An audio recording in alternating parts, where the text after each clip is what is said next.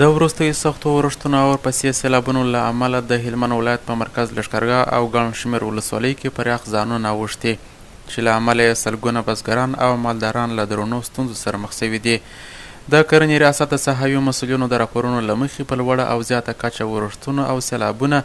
د لښکرګاه ښار ترڅنګ د سنګین، ګرمسیر، نوزاد، واشیر، باباجي، مارجې، نوامیش، موساکلا، کجکي، خانشین، باغران، بغني او یو شمېر نور ولسوالیو کې رامنځته شوي دي.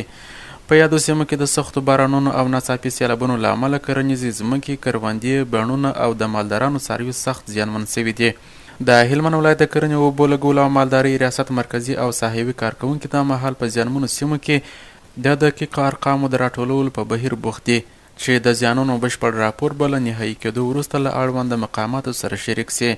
لومړني معلومات ښیي چې په دې طبیعي پیښو کې شاوخوا 2344 جریبه کرنیزه ځمکه او کروندې له منځه تللي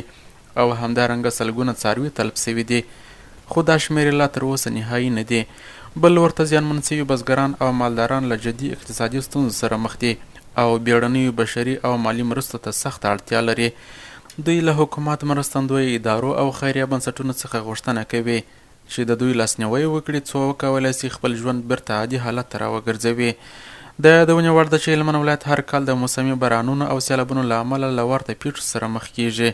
چې د کرنې او مالدارۍ سکتور ته درانه زیانونه اړوي. کرنې ریاست مسؤلین وایي دوی به په راتلونکي کې خپلې هڅې لا زیاتې کړي ترڅو د باراني اوبو د مهار، د سیلابونو د مخنیوي او د کرنیزو زیربناو د پیاوړتیا لپاره جدي او دوامداره اقدامات ترسره شي.